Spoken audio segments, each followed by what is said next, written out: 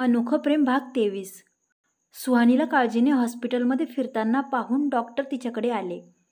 Mrs Mehra, तुम्ही इथे काय करताय? डॉक्टरने चकित होऊन विचारलं.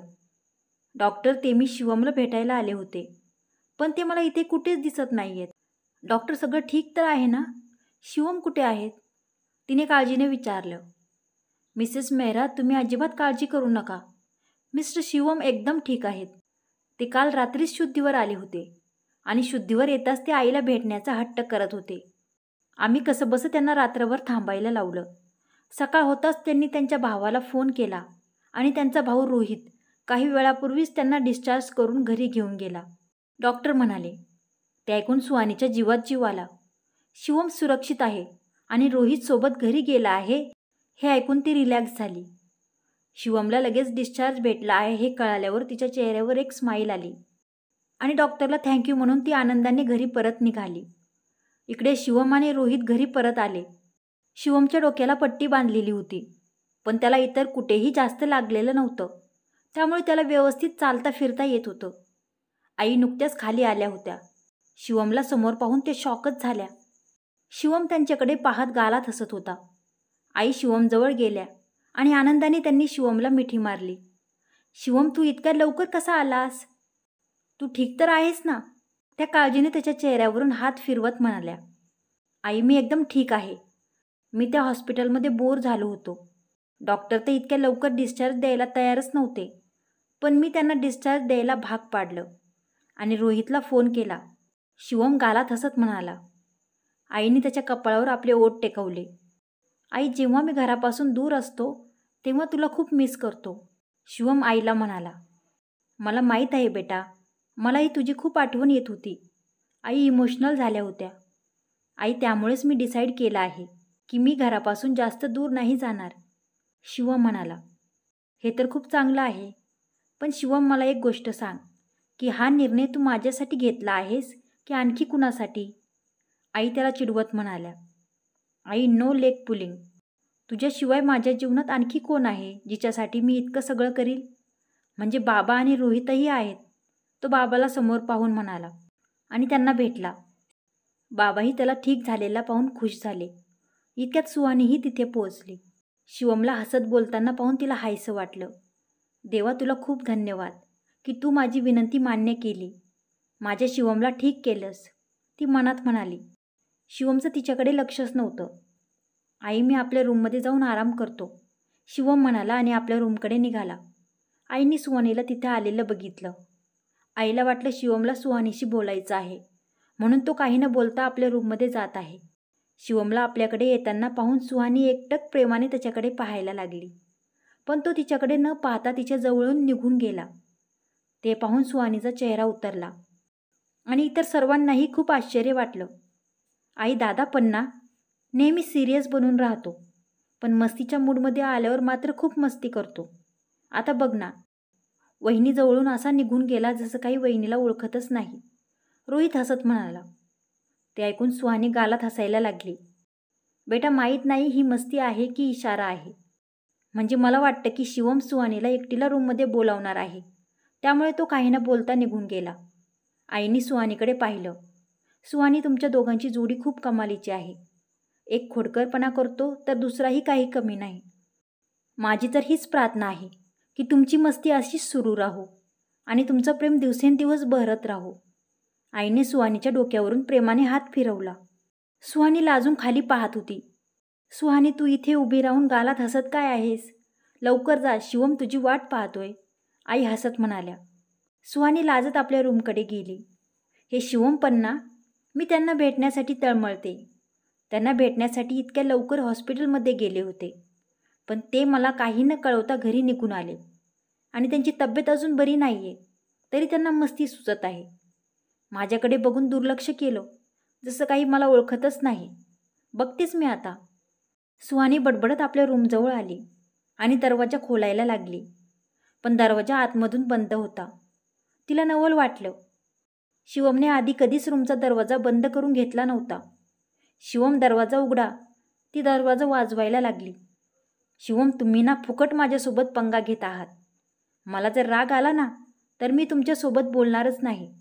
ती नाराजीने म्हणाली. बघा मग, तुम्ही 1000 वेळा जरी माझ्याकडे माफी मागितली तरी मी ऐकणार नाही. दिवसभर माझ्या मागे मागे फिरले तरी ऐकणार नाही. पण आतमधून काही प्रतिसाद आला नाही. काय करावं, शिवम तर ऐकतच नाही. जाऊ दे, मला काय, मी तर जाऊन नाश्ता बनवते. नाश्त्यामध्ये जर त्यांच्या आवडीचा पदार्थ नाही बनवला तर भडकतील. ती लगेच नाश्ता बनवायला खाली गेली. आई, बाबा, रोहित, दिशा आणि शिवम डायनिंग टेबलवर नाश्ता करत होते. सुहानी त्यांना नाश्ता सर्व करीत होती. शिवम गुपचूप खाली बघत नाश्ता करत होता. त्याने एकदाही सुहानीकडे वळून पाहिलं नाही. सुहानीला हे सगळं खूप अजब वाटत होतं, पण ती स्वतःच्या मनाला समजावत होती. आईच्याही ते लक्षात येत होतं आणि शिवमचं बदललेलं वागणं पाहून आता त्यांना काळजी वाटायला लागली होती. शिवम पास्ता ठेवलेलं भांडं घ्यायला लागला, पण त्याने ते घ्यायच्या आधी सुहानीने ते उचललं आणि ती त्याला स्वतःच्या हाताने पास्ता द्यायला लागली. पण शिवमने तिच्याकडे न बघता ते भांडे तिच्या हातातून घेतलं आणि त्यातून पास्ता स्वतःच्या प्लेटमध्ये घेतला आणि ते भांडं परत सुहानीच्या हातामध्ये दिलं. त्याचं वागणं आता सुहानीला अस्वस्थ करायला लागलं होतं. रोहित, दिशा आणि बाबाही त्याचं वागणं पाहून हैराण झाले होते. सुहानीच्या चेहऱ्यावरून तर स्माईलच गायब झाली होती. ती आता रडवेली झाली होती. शिवम बेटा, तू सुहानीसोबत बोलत का नाहीस? तू तिच्याबरोबर असं का वागत आहेस? शेवटी आईने न राहून विचारलं. शिवमने आश्चर्याने आईकडे बघितलं. त्याचे हावभाव पाहून वाटत होतं की त्याने सुहानी हे नाव पहिल्यांदाच ऐकलं आहे. सुहानीने त्याच्या प्लेटमध्ये पराठा टाकला, पण त्याने मला नकोय म्हणून तो पराठा परत वापस ठेवून दिला. त्यामुळे सुहानीला खूप वाईट वाटलं. आता मात्र हद्द झाली होती. शिवमचं वागणं सगळ्यांना खूप हैराण करत होतं. सुहानीला तर समजतच नव्हतं की शिवमला काय झालं आहे आणि तो तिच्याशी असं का वागत आहे. तिचे डोळे पाण्याने भरले होते. कंठ दाटून आला होता. तिने कसं तरी स्वतःला सावरलेलं होतं. शिवम, तू असं का करत आहेस? बाबांनी हैराणीने विचारलं. बाबा, मला कळेल का मी काय केलं आहे ते? शिवमने कन्फ्यूज होऊन विचारलं. शिवम, तुम्हा दोघांमध्ये काय झालं आहे ते मला माहीत नाही. कदाचित तुमच्या दोघांमध्ये काहीतरी भांडण झालं असेल, पण तू जसा सुहानीशी वागत आहेस ते मला अजिबात आवडत नाही, बाबा म्हणाले आणि तिथून निघून गेले. शिवम आपल्या आईकडे पाहायला लागला. शिवम, बाबा ठीक बोलत आहेत. तू कदाचित सुहानीकडून झालेल्या अपघातामुळे तिच्यावर नाराज आहेस, पण बेटा चुका सगळ्यांकडूनच होतात ना, आणि तिनेही हे जाणून बुजून थोडंच केलं होतं, म्हणून तू तिच्यावर इतका नाराज झाला आहेस. आता नाराजगी सोडून दे, आईने त्याला समजावलं. शिवमच्या चेहऱ्यावर असे भाव होते जसे सगळे काय म्हणतात ते त्याला समजतच नाहीये. पण आई, मी हिच्याबरोबर भांडण का करेल? त्याने कन्फ्यूज होऊन विचारलं. पण दादा, जर तुमच्या दोघांचं भांडण झालं नाहीये तर तू असं का वागतोयस? सुहानीने तुझा जीव वाचवला आहे आणि तू तिच्यासोबत असा अनोळखीसारखं का वागत आहेस? शिवम चकित होऊन रोहितकडे पाहायला लागला. सुहानी डोळ्यात पाणी आणून खाली मान घालून उभी होती. शिवम, आम्हाला तर माहीत नव्हतं की तुम्ही दोघं कुठे आहात. आमच्या येण्याच्या आधीच सुहानीने तुला वाचवण्यासाठी रक्त दिलं होतं आणि तुला वाचवण्यासाठी सगळा प्रयत्न तिनेच केला होता, आणि तरीही तू तिच्याबरोबर असा वागत आहेस. हे चुकीचं आहे बेटा, आई त्याला समजावत म्हणाल्या. शिवम आठवण्याचा प्रयत्न करत आईकडे पाहत होता. पण आई, मी तर हे सगळं पहिल्यांदाच ऐकतो आहे. शिवम थोडा विचार करून म्हणाला. ते ऐकून तिथे बसलेल्या सगळ्यांना धक्का बसला. सुहानी तर स्तब्धच झाली होती. तिला स्वतःच्या कानांवर विश्वास बसत नव्हता. हे सगळे म्हणतायत तसं जर तू माझा जीव वाचवला असेल तर खरंच थँक्यू मिस. शिवमने तिच्याकडे वळून पाहिलं आणि तो शॉक झाला. तिच्या डोळ्यात वेदना त्याला स्पष्ट दिसत होत्या. तो काही क्षण त्या टपोऱ्या निरागस डोळ्यांमध्ये हरवून गेला. ते डोळे त्याला ओळखीचे वाटत होते. तिच्याशी कनेक्शन फील होत होतं, पण त्याने ते विचार झटकले. त्याने हळुवारपणे आपली दृष्टी दुसरीकडे वळवली. त्याला काहीच आठवत नव्हतं. तो स्वतःही कन्फ्यूज झाला होता. माझा जीव वाचवण्यासाठी थँक्यू मिस सुहानी, तो तिच्याकडे न पाहता म्हणाला. पण मला अजिबात नाही माहीत की मी तुला कधी भेटलो आणि तू कधी माझा जीव वाचवलास, पण तरीही थँक्यू, तो म्हणाला. ते ऐकून सुहानीच्या मनावर घाव होत होते. शिवम सुहानीला धक्क्यावर धक्के देत होता. तिच्या डोळ्यातून अश्रू खाली ओघळत होते आणि तिला काय बोलावं ते समजत नव्हतं. ही आपल्याकडे कधीपासून काम करत आहे? त्याने आईला विचारलं. आईने वैतागून त्याच्याकडे पाहिलं. बस झालं शिवम, खूप झालं तुझं. तू हा मजाक का करत आहेस? आईने रागाने विचारलं. आता शिवमही चिडला. तो उठून उभा राहिला. मजाक मी कुठे करतोय? आई, तू मला तिला थँक्यू म्हणायला सांगितलं म्हणून मी म्हणालो. मला तर हे सुद्धा नाही माहिती की मी तिला कधी भेटलो आणि तिने माझी हेल्प कधी केली. मला समजत नाही की तुम्ही सगळे माझ्यावर नाराज का आहात. तो चिडून तिथून निघून जायला लागला. शिवम, तू हे काय बोलत आहेस? ती सुहानी आहे, तुझी सुहानी. शिवम बेटा, मजाक फक्त एका हद्दीपर्यंत चांगला वाटतो, पण तू जे करत आहेस ना ते माझ्या सहनशक्तीच्या पलीकडचं आहे. प्रेमात खोडकरपणा केला जातो, पण यावेळी तू जे करत आहेस ना ते खूप चुकीचं करत आहेस. आईचं बोलणं ऐकून शिवमला गरगरायला लागलं होतं. शिवम, ही तुझी पत्नी आहे. 7 फेरे घेतले आहेस तू तिच्याबरोबर. जीवनभर खुश ठेवण्याचं वचन दिलं आहेस. पण शिवमच्या डोळ्यांपुढे अंधारी यायला लागली होती. त्याला आसपास सगळं ब्लर दिसायला लागलं. त्याने आपल्या डोक्याला हात लावला. त्याला चक्कर आली आणि तो खाली पडायला लागला. पण तो पडण्याआधीच आई आणि रोहितने त्याला पकडलं. सुहानी घाबरून पळत शिवमजवळ आली आणि त्याला उठवायचा प्रयत्न करायला लागली. त्यांनी शिवमला त्याच्या बेडरूममध्ये नेलं आणि बेडवर झोपवलं. त्यांचा आवाज ऐकून बाबाही तिथे आले. त्यांनी डॉक्टरला फोन केला. काही वेळातच डॉक्टर आले आणि त्याचा चेकअप करायला लागले. आई काळजीने त्याच्या डोक्यावरून हात फिरवत होत्या. सुहानी पाणवलेल्या डोळ्यांनी त्याच्याकडे पाहत त्याच्या शेजारी बसली होती. घरातील सगळे सदस्य खूप चिंताग्रस्त होऊन तिथे उभे होते. त्याला तपासून झाल्यावर डॉक्टर उठून उभे राहिले. डॉक्टर, शिवमला झालं तरी काय आहे? बाबांनी काळजीने विचारलं. काही सांगण्याआधी माझ्या प्रश्नांची उत्तरं द्या. हे घरात इतर लोकांना ओळखतात का? डॉक्टरने विचारलं. हो, सगळ्यांना ओळखतो, आईने उत्तर दिलं. रोहितही सहमत झाला. डॉक्टर, आज सकाळी तुमच्या समोरच तर त्याने फोन करून मला हॉस्पिटलमध्ये न्यायला बोलवलं होतं आणि घरी आल्यानंतर तो सगळ्यांशी खूप चांगल्या प्रकारे बोलत होता. तो फक्त सुहानीला पाहून थोडा वेगळा वागत आहे, जसा तो तिला ओळखतच नाही. रोहित विचार करत म्हणाला. सुहानी गुपचूप सगळं ऐकत होती. तिने उदास होऊन आपली मान खाली झुकवली.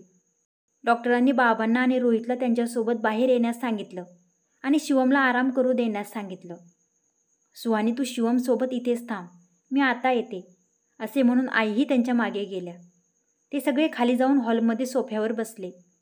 डॉक्टर, काय झालं शिवमला? बाबांनी काळजीने विचारलं. तो घरातून बाहेर गेला होता हे त्याला माहीत आहे, पण तो कुठे गेला होता, कुणासोबत गेला होता तेही नाही आठवत, डॉक्टर म्हणाले. डॉक्टर, शिवमला झालंय तरी काय? बाबांनी परत काळजीने विचारलं. ॲम्नेशिया, सिलेक्टिव्ह ॲम्नेशिया. तुम्ही याला सिलेक्टिव्ह मेमरी लॉस म्हणू शकता. शिवमच्या डोक्याला खोल जखम झाल्यामुळे त्याच्या मेंदूच्या एका भागाने काम करणं बंद केलं आहे, डॉक्टर विचार करत म्हणाले. ते ऐकून सगळ्यांना धक्काच बसला. पण डॉक्टर, हे कसं होऊ शकतं? म्हणजे एखाद्या व्यक्तीच्या अर्ध्या आठवणी आहेत आणि अर्ध्याच आठवणी गेल्या आहेत, हे कसं होऊ शकतं? रोहित कन्फ्यूज होऊन म्हणाला. तेवढ्याच सुहानीही दिशासोबत तिथे आली. हे सगळं ऐकून तिच्या तर पायाखालची जमीनच सरकली. डोकं सुन्न झालं. शॉक होऊन ती डॉक्टरकडे पाहत होती. असं होऊ शकतं आणि हे का होतं ते आजपर्यंत मेडिकल सायन्सलाही समजलं नाही, पण हे होतं मात्र नक्की. सिलेक्टिव्ह मेमरी लॉसमध्ये पेशंट आपल्या आयुष्यातील काही क्षण, काही भाग पूर्णपणे विसरून जातो. काही चेहरे, काही नाते, काही आठवणी, माणूस काहीही विसरू शकतो. आणि शिवमच्या केसमध्ये मला असं वाटतं की शिवम आपल्या आयुष्याचा तो भाग विसरून गेला आहे जेव्हा त्याच्या आयुष्यात सुहानी आली होती, डॉक्टर म्हणाले. सगळे खूप चिंताग्रस्त झाले होते. ते डॉक्टरचं बोलणं कान देऊन ऐकत होते. म्हणजे शिवमला सुहानीशी संबंधित गोष्टी आणि लग्न काहीच आठवणार नाही? आईंनी व्यथित होऊन विचारलं. हो, असंच समजा.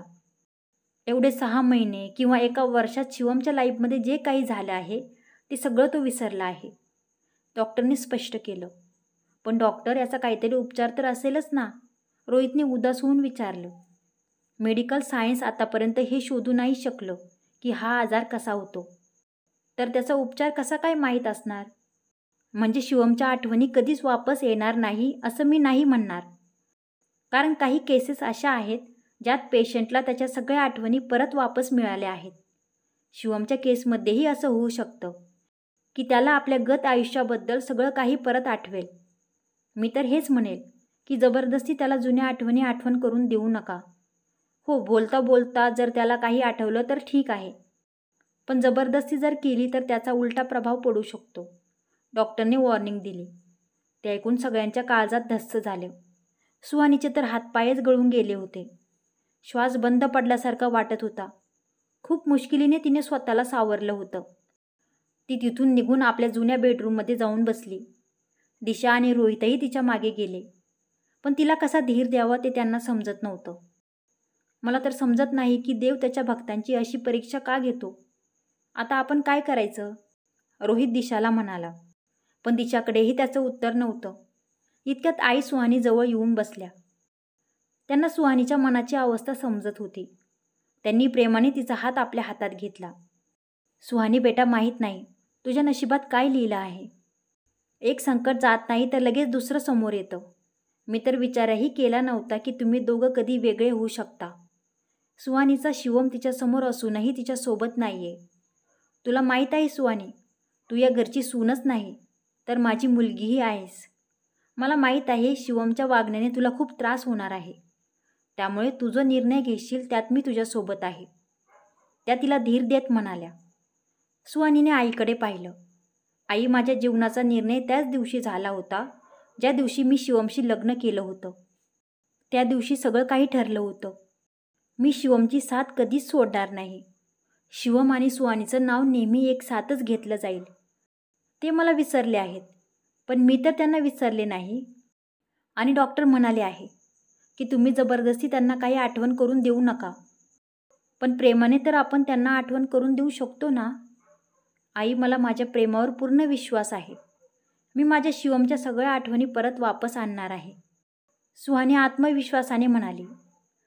ते ऐकून आईंनी प्रेमाने तिला जवळ घेतलं. तिने रडत आईला मिठी मारली. इकडे शिवम शुद्धीवर आला होता आणि त्याची नजर शेजारच्या टेबलावर ठेवलेल्या न्यूजपेपरवर गेली. त्याला खूप आश्चर्य वाटलं, कारण त्या पेपरवर 2024 साल असं लिहिलेलं होतं. त्याने पटकन रोहितला बोलावलं. बाबा आणि रोहित डॉक्टरशी बोलत होते. ते तिघेही शिवमच्या रूममध्ये गेले. शिवमने तो न्यूजपेपर त्यांच्यासमोर धरला आणि विचारलं की ही काय भानगड आहे. हे साल तर 2023 आहे, मग पेपरवर 2024 असं कसं लिहिलं आहे. बाबा आणि रोहितला काय उत्तर द्यावं ते समजेना. बाबांनी त्याला सांगितलं की हे 2024च आहे. ते ऐकून शिवम शॉक झाला.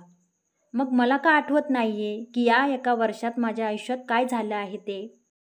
तो आपल्या डोक्यावर जोर द्यायला लागला, पण डॉक्टरने त्याला रिलॅक्स व्हायला सांगितलं आणि ते शिवमशी बोलायला लागले. शिवम, काही विचार करण्याआधी माझं ऐकून घे. तुझी मेमरी एकदम ठीक आहे. तू एकदम ठीक आहेस. आणि जर तू या एका वर्षाबद्दल बोलत आहेस तर मी तुला सांगतो, तुझा ॲक्सिडेंट झाला होता. जखम झाल्यामुळे कधीकधी आपल्या आठवणींवर हलका फुलका प्रभाव पडतो. ती व्यक्ती काही गोष्टी विसरू शकते, पण ही एकदम छोटी गोष्ट आहे, डॉक्टर त्याला समजावत म्हणाले. ते ऐकून शिवम चिडला. तुम्हाला ही छोटी गोष्ट वाटते? पूर्ण एका वर्षाच्या कालावधीमध्ये माझ्या आयुष्यात काय झालं ते मला आठवत नाहीये. ही साधी गोष्ट आहे, तो नाराजीने म्हणाला. शिवम, तू काळजी करू नकोस. हळूहळू तुला सगळं काही आठवेल आणि तू एकदम ठीक होशील. डॉक्टरने त्याला समजावलं आणि ते बाहेर निघून गेले. इकडे दिशा सुहानीला धीर देत होती. सुहानी, तू स्वतःला एकटं समजू नकोस. मी प्रत्येक संकटात तुझी साथ देईल. तुझी साथ मी कधीही सोडणार नाही. दिशा सुहानीच्या खांद्यावर हात ठेवून म्हणाली. सुहानीने तिच्याकडे पाहून स्माईल केली. मला माहीत आहे दिशा, पण ही लढाई मला एकटीलाच लढावी लागणार आहे. शिवमच्या आठवणी मला कसंही करून परत आणावे लागणार आहेत, सुहानी तिला म्हणाली. पण सुहानी, तू हे सगळं कसं करणार आहेस? दिशाने विचारलं. खरं सांगायचं तर मला नाही माहिती मी हे सगळं कसं करणार आहे. माझ्या डोक्यात काहीच आयडिया नाही आहे, पण मला माझ्या प्रेमाच्या शक्तीवर पूर्ण विश्वास आहे. मी त्यांच्या आसपास राहिले तर कधी ना कधी त्यांना माझी आठवण येईलच, की जी वेडी मुलगी त्यांच्या आसपास फिरकत असते ती त्यांची सुहानी आहे. आज नाहीतर उद्या, उद्या नाहीतर परवा त्यांना माझी आठवण जरूर येईल. मला माझ्या प्रेमावर पूर्ण विश्वास आहे, सुहानी स्वतःशीच हसत म्हणाली. क्रमशः कसा वाटला आजचा भाग? जर कथा आवडली असेल तर व्हिडिओला लाईक करा आणि माझ्या चॅनलला सबस्क्राईब करा. धन्यवाद.